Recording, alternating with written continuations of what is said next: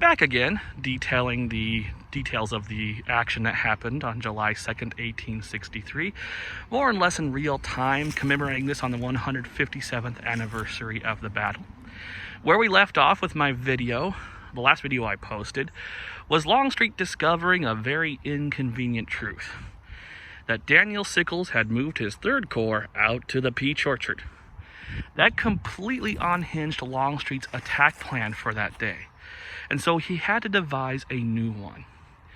He creates a situation where Hood's division would form a right hook in the attack, and McLaws would form a left jab.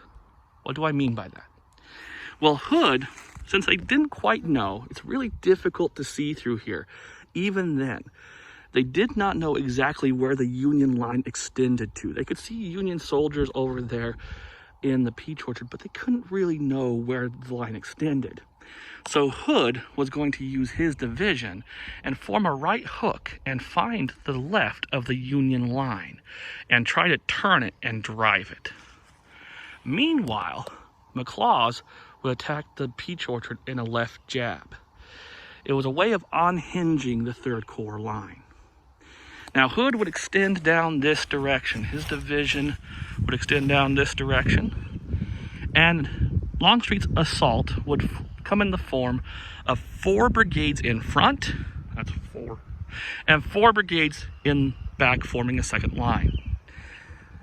2 brigades from each division in front, 2 brigades from each division in back, essentially for each division.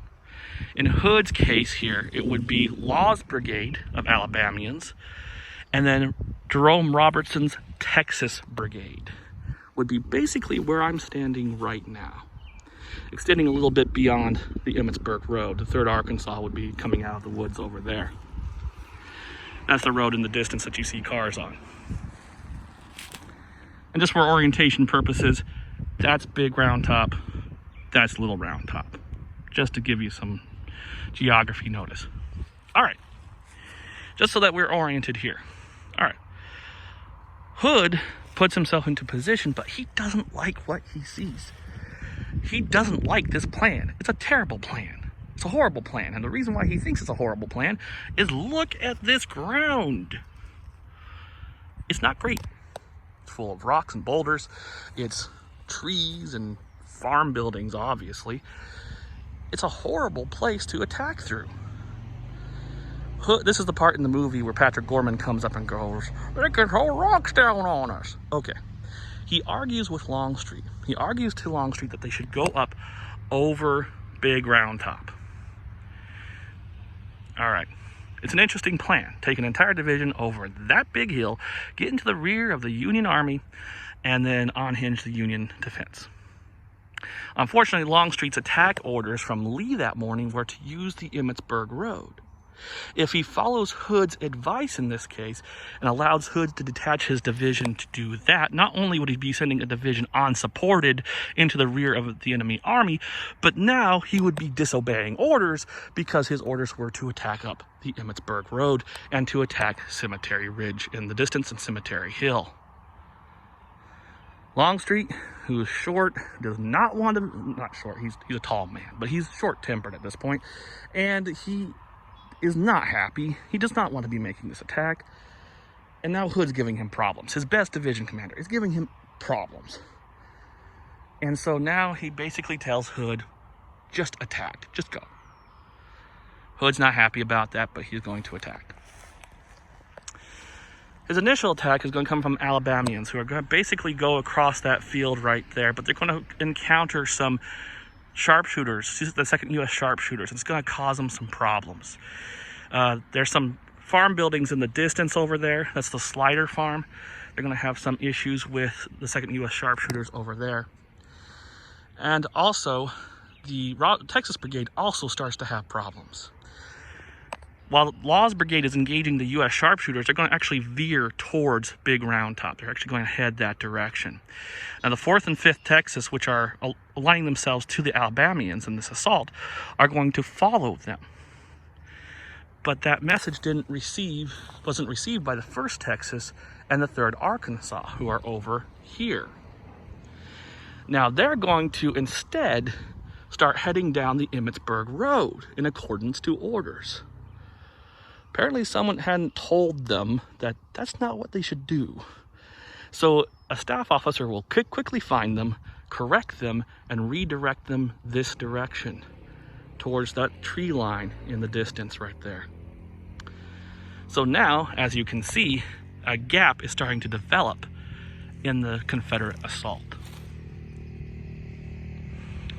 All right, I told you that there was an attack plan, and Hood's attack plan was going forward. His initial brigades were not having a wonderful time. A gap was developing. Where is Hood in all of this? He should be correcting this mistake. Where is he in any of this?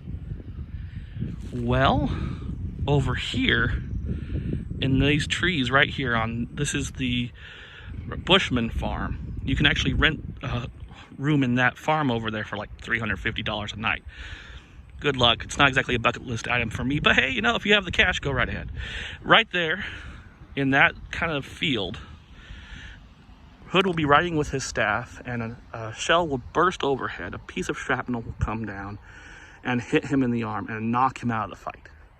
So now Hood's division, which is crucial to this assault, is now without its leader. He's knocked out of the battle. And Evander Law, who's wandering off toward a big round top with his men, it's going to take them a while to find him, tell him, and to bring him over to take command. So things are not going well. Here's the thing. Longstreet's attack is brilliant. It's 4 brigades in front, 4 brigades behind. So while the 2 initial brigades of Hood's division are moving forward, his next 2 brigades are coming in behind now.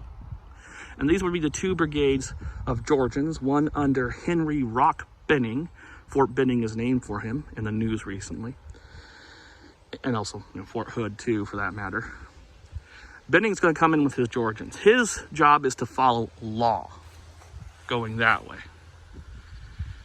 Instead, he sees Robertson's 1st Texas and 3rd Arkansas heading that way, and he decides to follow them instead.